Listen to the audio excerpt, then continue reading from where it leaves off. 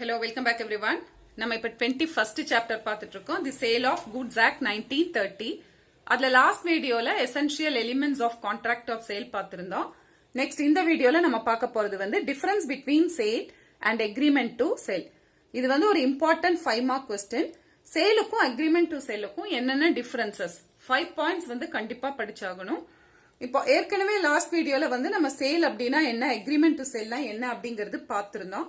அதாவது ஓனர்ஷிப் வந்து இமீடியட்டா செல்லர் கிட்ட இருந்து பையருக்கு டிரான்ஸ்பர் ஆனா அது வந்து சேல். ஓனர்ஷிப் இமீடியட்டா டிரான்ஸ்பர் ஆகாம ஒரு ஸ்பெசிஃபைட் பீரியடுக்கு அப்புறம் இல்ல சில ஸ்பெசிஃபைட் கண்டிஷன்ஸை ஃபுல்ஃபில் பண்ணா மட்டும்தான் ஓனர்ஷிப் டிரான்ஸ்பர் ஆகும் அப்படின்னா அது வந்து அக்ரிமெண்ட் டு சேல். சோ இந்த 2 பாயிண்ட்ஸ் நல்லா ஞாபகத்துல வைங்க. சேல் அப்படின்னா ownership will be transferred immediately.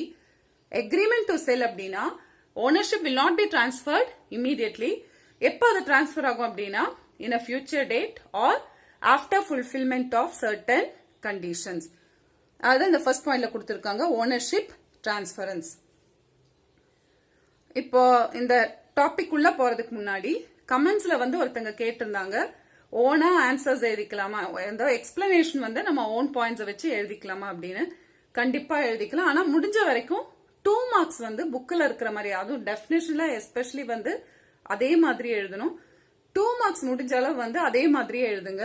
But 5 marks எல்லாம் வந்து நீங்க ஹெட்டிங்ஸ் தரவா படிச்சு வச்சுட்டீங்க அப்படின்னா எக்ஸ்பிளனேஷன் வந்து ஓரளவுக்கு ரெலவெண்டா, அந்த மீனிங் வந்து கரெக்டா இருந்தா போதும். புக்ல இருக்கிற மாதிரியே எழுதணும் அப்படிங்கறது அவசியம் இல்லை. ஆனா மீனிங் வந்து ஒரே மாதிரி இருக்கணும், ஹெட்டிங்ஸும் வந்து ஒரே மாதிரி இருக்கணும். எக்ஸ்பிளனேஷன் நீங்க உங்க ஓன் வேர்ட்ஸ்ல கொடுத்துக்கலாம், அது ஒன்றும் பிரச்சனை இல்லை. இப்போ இதோட எக்ஸ்பிளனேஷன் பார்த்தலாம், டிஃபரன்சஸ் என்னென்ன அப்படிங்கறது பார்த்தலாம். ஹெட்டிங்ஸ் பார்த்துக்கோங்க. Particulars, sale, agreement to sale. First heading வந்து ownership transference. இது வந்து ownership transferenceல இதோட மீனிங் தான் சொல்றாங்க, ரொம்ப ஈஸி தான். The property in the goods. Property in the goods அப்படின்னா நான் லாஸ்ட் வீடியோல ஏற்கனவே சொல்லி இருந்தேன். Property in the goods அப்படின்னா அதோட மீனிங் வந்து ownership of the goods அப்படின்னு அதோட மீனிங். நீங்க ப்ராப்பர்ட்டி இந்த கூட்ஸ் எழுத டஃப் அப்படி ஞாபகத்துல வைக்க டஃபா இருந்தா ஓனர்ஷிப் ஆஃப் த கூட்ஸ் கூட எழுதிக்கலாம். So the ownership of the goods passes, இங்கே bracketல கொடுத்திருக்காங்க பாருங்க, ownership or title. So the property in the goods passes from the seller to the buyer immediately so that the seller is no more owner. So என்ன சொல்றாங்கன்னா ownership வந்து immediate-ஆ transfer ஆகும்.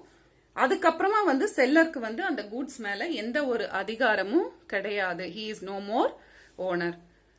Agreement to sell பாருங்க, the property in the goods வேணும்னா நீங்க ownership of the goods கூட எழுதிக்கலாம். Has to pass at a future time or after the fulfillment of certain conditions specified in the contract. கான்ட்ராக்ட்ல கொடுத்திருக்கிற சில நிபந்தனைகளை fulfil பண்ணா மட்டும்தான், சில கண்டிஷன்ஸை ஃபுல்ஃபில் பண்ணா மட்டும்தான் ஓனர்ஷிப் டிரான்ஸ்பர் ஆகும், இல்ல அட் அ ஃபியூச்சர் டைம். இப்போ ஒரு எக்ஸாம்பிள் சொல்லணும்னா கான்ட்ராக்ட்ல வந்து பையர் எப்ப 1 lakh rupees கொடுப்பாரோ அப்பதான் ஓனர்ஷிப் டிரான்ஸ்பர் ஆகும் அப்படின்னு கான்ட்ராக்ட்ல மென்ஷன் பண்ணியிருந்தா, எப்ப ஓனர்ஷிப் டிரான்ஸ்பர் ஆகும், பையர் எப்ப 1 lakh rupees அந்த செல்லருக்கு கொடுக்கிறாரோ அப்பதான் ஓனர்ஷிப் வந்து செல்லர் கிட்ட இருந்து பையருக்கு டிரான்ஸ்பர் ஆகும். சோ அந்த கண்டிஷனை ஃபுல்ஃபில் பண்ணாதான் ownership will be transferred. Next second point, risk of loss. First இந்த எக்ஸ்பிளனேஷன்ஸ் பாக்குறதுக்கு முன்னாடி இதுல நீங்க ஒரு பாயிண்ட் வந்து நல்லா மனசுல வச்சுட்டீங்கன்னா தான் இது எல்லாமே உங்களுக்கு ஈஸியா புரியும். சேல்ல வந்து யாரு ஓனர் அப்படின்னு கேட்டீங்கன்னா குட்ஸோட ஓனர் வந்து பையர். ஏன்னா சேல்ல வந்து ஓனர்ஷிப் வந்து இமீடியட்டா டிரான்ஸ்பர் ஆயிருது. So who will become the owner of the goods, buyer. So சேலை பொறுத்த வரைக்கும் பையர் இஸ் த ஓனர். ஆனா agreement to sell ownership is not transfer to the buyer, ownership remains with the seller. So ownership owner வந்து யாரு, seller. இங்க வந்து owner pier, இங்க வந்து ஓனர் செல்லர். இதை ஞாபகத்துல வச்சீங்கன்னா தான் இந்த எக்ஸ்பிளனேஷன் உங்களுக்கு புரியும். இப்ப செகண்ட் ஹெட்டிங் பாருங்க, ரிஸ்க் ஆஃப் லாஸ். இப்ப கூட்ஸ் ஏதாவது டேமேஜ் ஆயிடுச்சு அப்படின்னா, நார்மலி இப்ப ஏதாவது பொருள் வந்து டேமேஜ் ஆயிடுச்சுன்னா அந்த லாஸை வந்து யாரு பேர் பண்ணி ஆகணும், ஓனர் தான் பேர் பண்ணி ஆகணும். இங்கேயும் அதே மாதிரிதான், சேல்ல வந்து கூட்ஸ் டேமேஜ் ஆயிடுச்சுன்னா யாரு ஓனர் அப்படின்னு சொல்லியிருந்தேன், இங்க பையர். சோ கூட்ஸ் டேமேஜ் ஆயிடுச்சுன்னா அந்த லாஸை யார் பேர் பண்ணி ஆகணும், பையர். ஆனா அதே சமயம் இங்க வந்து யாரு ஓனரா இருக்காரு? செல்லர். கூட்ஸோட ஓனர்ஷிப் இன்னும் பையருக்கு டிரான்ஸ்ஃபர் ஆகல, செல்லர் தான் ஓனரா இருக்காரு. அப்ப கூட்ஸ் டேமேஜ் ஆயிடுச்சுன்னா அந்த லாஸை வந்து யாரு பேர் பண்ணி ஆகணும்னா செல்லர். அதுதான் இதுல எக்ஸ்பிளைன் பண்ணிருக்காங்க. Where the goods sold under the contract of sale are destroyed. Goods destroy ஆயிடுச்சுன்னா the loss falls on the buyer. இந்த ஸ்கொயர்லிங்கிறதெல்லாம் நீங்க படிக்க வேண்டாம், எல்லாம் சேர்த்து படிக்கிறப்போ உங்களுக்கு கொஞ்சம் கன்ஃபியூஷனா இருக்கும். ஸோ இப்படி எழுதிக்கோங்க. the loss falls on the buyer. ஏன் பையர் வந்து அந்த லாஸ் ஏத்தாகணும் அப்படின்னா as a ownership in the goods has already passed on to the buyer. இந்த லேட்டர்ங்கிறத அடிச்சுட்டு அதுக்கு பதிலாக பையர்னு படிச்சுக்கோங்க, அப்ப ஈஸியா இருக்கும். ஸோ ஓனர்ஷிப் ஆல்ரெடி பையருக்கு டிரான்ஸ்ஃபர் ஆயிடுச்சு. Where the goods under the agreement to sell are destroyed, the loss falls on the seller as the ownership is still with the seller. நான் மார்க் பண்ண வரைக்கும் படிங்க போதும். ஸோ இங்க லாஸ் வந்து யார் பேர் பண்ணி ஆகணும்? Seller. Because the ownership is still with the seller. So ஞாபகத்தில் வைங்க, risk of loss. Goods damage ஆயிடுச்சுன்னா இங்க வந்து லாஸ் பையர் பேர் பண்ணிக்குவாரு, இங்க லாஸ் வந்து seller should bear. Third point, consequences of violating the contract. Contract break பண்ணிட்டாங்க, பையர் வந்து கான்ட்ராக்ட மதிக்கல அப்படின்னா அதோட விளைவுகள். கான்சிக்வன்சஸ்னா விளைவுகள், வயலேட்டிங்னா அதை பிரேக் பண்றது, அதை மதிக்காம இருக்கிறது. ஸோ வயலேட்டிங் த கான்ட்ராக்ட்னா நார்மலி இங்க எதை மீன் பண்றாங்க அப்படின்னா கான்ட்ராக்ட் படி கொடுக்க வேண்டிய பணத்தை பையர் கொடுக்கல. the buyer fails to pay the money. அப்ப என்ன செல்லருக்கு வந்து என்ன செய்ய முடியும் அப்படிங்கறத இந்த பாயிண்ட்ல கொடுத்திருக்காங்க. where the buyer fails to pay the price. அந்த பொருளை வாங்கிட்டாரு, பணத்தை மட்டும் கொடுக்காம வச்சிருக்காரு அப்படின்னா செல்லர் இங்க என்ன பண்ணலாம்? Seller cannot seize the goods. சீஸ்னா பறிமுதல் செய்யறது, திருப்பி எடுக்கிறது. அந்த பொருளை செல்லரால அந்த பொருளை திருப்பி எடுக்க முடியாது, அந்த பொருளை பறிமுதல் செய்ய முடியாது. why? because the ownership is with the buyer. Buyer தான் ஓனர், அவருடைய ஓனர்ஷிப்ல இருக்கிற கூட்ஸை வந்து செல்லரால சீஸ் பண்ண முடியாது. அப்ப செல்லருக்கு வேற என்ன பண்ணிக்கலாம் அப்படின்னா he can only file a case against the buyer for violating the contract. Contract break பண்ணிட்டாரு, பணத்தை கொடுக்கல அப்படின்னு சொல்லி ஒரு கேஸ் வேணா போட்டுக்கலாமே தவிர செல்லரால அந்த கூட்ஸை சீஸ் பண்ண முடியாது. அதுக்கு என்ன காரணம்? because the buyer is the owner of those goods. இங்க வந்து where the buyer violates the contract, the seller இங்க என்ன பண்ணிக்கலாம்னா ஓனர்ஷிப் இன்னும் டிரான்ஸ்ஃபர் ஆகல, செல்லர் தான் ஓனர். அப்ப பையர் வந்து பணத்தை கொடுக்கலன்னா செல்லர் என்ன பண்ணிக்கலாம்? தாராளமா சீஸ் பண்ணிக்கலாம், அந்த பொருளை திருப்பி எடுத்துடலாம். the seller can repossess the goods from the farmer. farmer அப்படிங்க மீன் பண்றது யாரு? பையர். ரெண்டு பேத்த பத்தி பேசுறப்போ நார்மலி ஃபர்ஸ்ட் யாரை மென்ஷன் பண்றோமோ அவரை ஃபார்மர் அப்படின்னு சொல்லுவோம். செகண்ட் யாரை பத்தி மென்ஷன் பண்றோமோ அவங்கள லேட்டர் அப்படிங்குவோம். அதுதான் இங்க கொடுத்திருக்காங்க. ஸோ இங்க ஃபார்மர் அப்படிங்கிறது ஃபர்ஸ்ட் யாரை பத்தி சொல்றோமோ அவங்க. இங்க ஃபர்ஸ்ட் யாரை சொல்றோம்? பையர். லேட்டர்னு வந்தா second person. where the buyer violates the contract, the seller can repossess the goods from the farmer. Seller வந்து பையர் கிட்ட இருந்து அந்த கூட்ஸை திருப்பி வாங்கிக்கலாம். அது போக வந்து இப்ப பையர் ஆல்ரெடி அந்த கூட்ஸை யூஸ் பண்ணிருப்பாரு. ஸோ அதுக்கு வந்து அந்த கூட்ஸ் யூஸ் பண்றதுனால இப்ப செல்லர் அந்த பொருளை திருப்பி எடுத்துட்டா கூட அவர் நாளைக்கு ரீசேல் பண்றப்போ ஒரிஜினல் பிரைஸ்ல அவரால் விற்க முடியாது, ஏன்னா அது செகண்ட் ஹேண்ட் ப்ராடக்ட் ஆயிடுச்சு. ஸோ அதனால ஒரிஜினல் பிரைஸ்ல அவரால் விற்க முடியாது. ஸோ அவருக்கு டேமேஜஸ் ஏற்பட்டிருக்கும். அந்த டேமேஜஸ்க்கு அவர் என்ன பண்ணலாம்னா பையர் பேர்ல கேஸ் போட்டுக்கலாம். he can sue for damages for violation of the contract. அந்த கான்ட்ராக்ட் பிரேக் பண்ணதுனால செல்லருக்கு ஏதாவது டேமேஜஸ் ஏற்பட்டிருந்தா அதுக்கு வந்து கேஸ் ஃபைல் பண்ணிக்கலாம். sue அப்படின்னா கேஸ் ஃபைல் பண்றது. so he can sue அப்படின்னு எழுத கஷ்டமா இருந்தா வேணும்னா he can file a case அப்படின்னு வேணா மாத்தி எழுதிக்கலோங்க. எதுக்குன்னா for damages for violation of the contract. so இங்க நல்லா ஞாபகத்துல வைங்க, இங்க செல்லர் cannot seize, இங்க seller can seize. Next fourth point ரொம்ப easy. It's an executed contract. அப்படின்னா இந்த கான்ட்ராக்ட் வந்து நடந்து முடிஞ்ச contract, that is completed contract. இது வந்து இனிமே தான் நடக்க போகுது. ஸோ அதுக்கு என்ன வேர்ட் யூஸ் பண்ணுவோம்? Executory contract. It's an executory contract, that is contract yet to be performed by the party to the contract. இனிமே தான் இதை வந்து முடிக்க போறோம், இனிமே தான் இதை பெர்ஃபார்ம் பண்ண போறாங்க. ஆனா இது ஆல்ரெடி கம்ப்ளீட் பண்ணியாச்சு. இந்த 4 பாயிண்ட்ஸுமே உங்களுக்கு படிக்கிறதுக்கு ரொம்ப ஈஸி தான். First point ownership transference, second risk of loss வந்தா யார் பேர் பண்ணணும், இங்க buyer seller. Third point easy, consequences of violating the contract. Buyer price pay பண்ணலனா இங்க seller cannot seize the goods, இங்க seller can seize the goods. Fourth ஹெட்டிங்கும் easy தான். இது எக்ஸிக்யூட்டட் கான்ட்ராக்ட், இது எக்ஸிக்யூட்டரி கான்ட்ராக்ட். அடுத்த 2 பாயிண்ட்ஸ் தான் கொஞ்சம் டஃபா ஃபீல் பண்ணுவீங்க. ஆனா மீனிங் புரிஞ்சிட்டீங்க அப்படின்னா உங்களுக்கு ஈஸியா புரிஞ்சிடும். Insolvency of the buyer. இப்ப இன்சால்வென்சி அப்படின்னா என்ன? இன்சால்வென்சி அப்படின்னா இன்சால்வென்சியோட மீனிங், இப்போ சிலவங்களுக்கு வந்து இப்ப பணத்தை கடன் வாங்குறாங்க, இப்ப பிசினஸ் பண்றாங்க அப்படிங்கிறப்ப பணத்தை வந்து நிறைய இடங்கள்ல இருந்து கடன் வாங்குவாங்க. லைபிலிட்டிஸ் வந்து அதிகமாயிரும் ஒரு கட்டத்துல. ஆனா அந்த லைபிலிட்டிஸை செட்டில் பண்ற அளவுக்கு அவர்கிட்ட அசெட்ஸ் இருக்காது. அதாவது கடனை செட்டில் பண்ற அளவுக்கு போதுமான சொத்துக்கள் அவர்கிட்ட இருக்காது. அது மாதிரி சிச்சுவேஷன்ல என்ன பண்ணுவாங்க, கடன்காரங்க வந்து பணத்தை கேட்டு தொந்தரவு பண்ணிட்டே இருப்பாங்க. இவங்களால அந்த பணத்தை செட்டில் பண்ண முடியாது. அந்த ஒரு சூழ்நிலையில இந்த கடன்காரங்கிட்ட இருந்து தப்பிக்கிறதுக்காக அவங்க என்ன பண்ணுவாங்க அப்படின்னா கோர்ட்ல வந்து இன்சால்வென்சி பெட்டிஷன் ஃபைல் பண்ணுவாங்க. அதாவது என் கையில வந்து கடனை செட்டில் பண்ற அளவுக்கு தேவையான ப்ராப்பர்ட்டிஸ் என் கையில இல்ல, சோ எனக்கு வந்து அதை செட்டில் பண்ண முடியாது, என்ன இன்சால்வென்ட் அப்படின்னு டிக்ளேர் பண்ணுங்கன்னு சொல்லி கோர்ட்ல பெட்டிஷன் ஃபைல் பண்ணுவாங்க. அப்ப கோர்ட் என்ன பண்ணும் அப்படின்னா இந்த பெட்டிஷன் வந்த உடனே அதை அக்செப்ட் பண்ணிக்க மாட்டாங்க.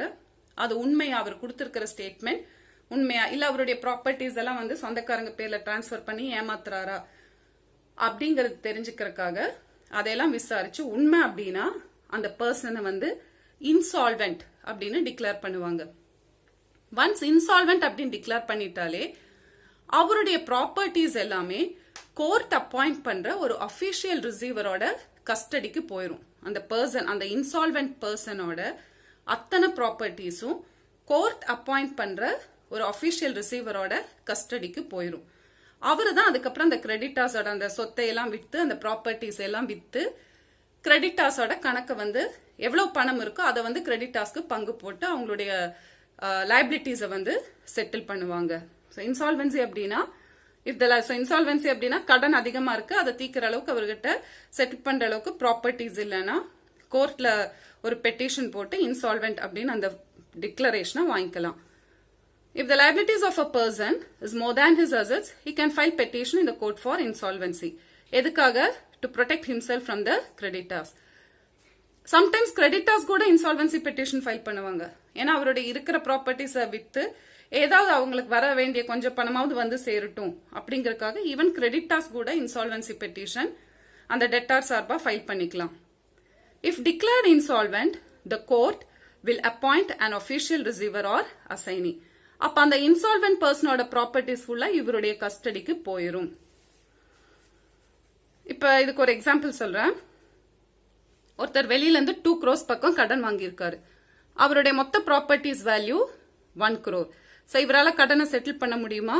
கண்டிப்பா முடியாது. ஏன்னா 2 கோடிக்கு கடன் வாங்கியிருக்கிறாரு. அவர்கிட்ட இருக்கிற சொத்து மதிப்பே மொத்தமா 1 crore தான். இந்த மாதிரி ஒரு சிச்சுவேஷன்ல அவர் வந்து கிரெடிட்டர்ஸ் வந்து பணத்தை கேட்டு தொந்தரவு பண்றப்ப கோர்ட்ல ஒரு இன்சால்வென்சி பெட்டிஷன் ஃபைல் பண்றாரு. அப்ப அவருடைய என்ன ஆகும், கோர்ட் விசாரிச்சு உண்மைன்னு தெரிஞ்சா அவரை இன்சால்வென்ட் அப்படின்னு டிக்ளேர் பண்ணுவாங்க. அப்ப அவருடைய இந்த 1 crore ப்ராப்பர்ட்டிஸ் யாருடைய கஸ்டடிக்கு போயிரும்? அபிஷியல் ரிசீவரோட கஸ்டடிக்கு போயிரும். இவர் என்ன பண்ணுவாருன்னா இந்த 1 crore ப்ராப்பர்ட்டிஸை ஃபுல்லா வித் மோஸ்ட்லி வந்து அது ஏலத்துக்கு தான் விடுவாங்க, ஆக்ஷன் சேல் தான் பண்ணுவாங்க. சோ இந்த 1 crore ப்ராப்பர்ட்டிஸ் எல்லாமே வித்து இந்த 2 crore rupees கடனை இருக்கிற எவ்வளவு முடியுமோ அந்த அளவுக்கு செட்டில் பண்ணுவாங்க. சோ இது பார்த்தாலே உங்களுக்கு புரியலாம், 50% டெப்ட்ஸ் தான் செட்டில் பண்ண முடியும்.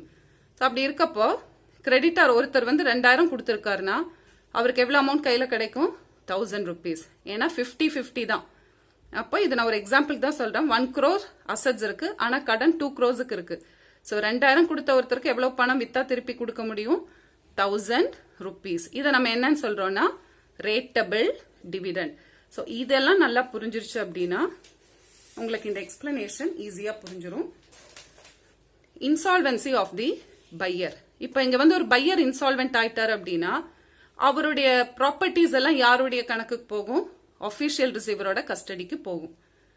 அப்போ செல்லர் வந்து பையரோட அந்த கூட்ஸ் அவர் கையில இருந்தா அவர் என்ன பண்ணணும்?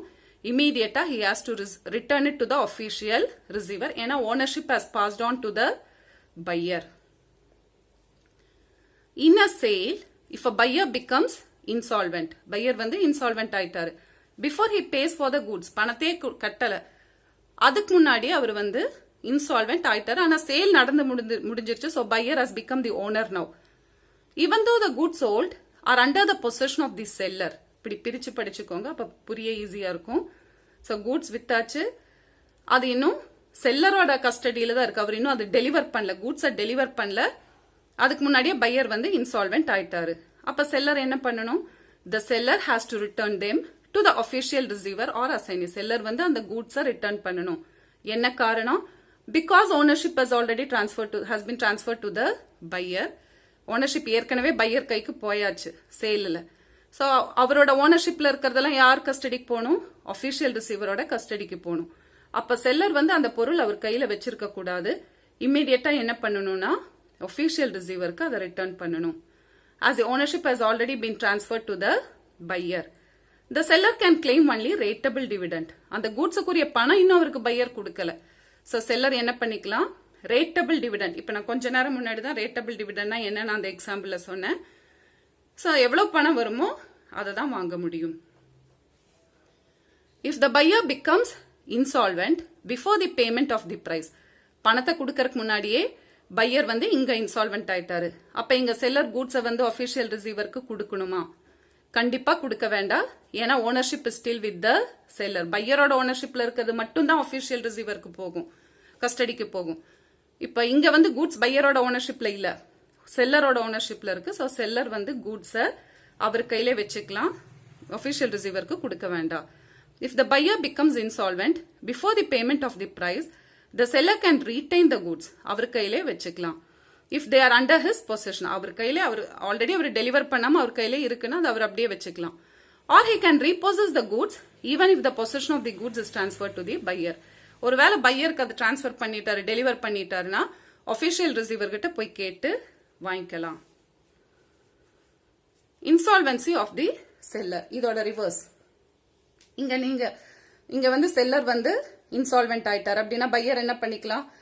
அது பையரோட ஓனர்ஷிப்ல இருக்கிற கூட்ஸ். அப்ப பையர் என்ன பண்ணிக்கலாம்? அஃபிஷியல் ரிசீவர் கிட்ட போய் கேட்டு வாங்கிக்கலாம். ஏன்னா ownership is already transfer to the pier. So இங்க பையர் தான் ஓனர். அப்போ கூட்ஸை வந்து அஃபிஷியல் ரிசீவர் கிட்ட போய் கேட்டு வாங்கிக்கலாம், செல்லர் வந்து இன்சால்வென்ட் ஆயிட்டாருன்னா.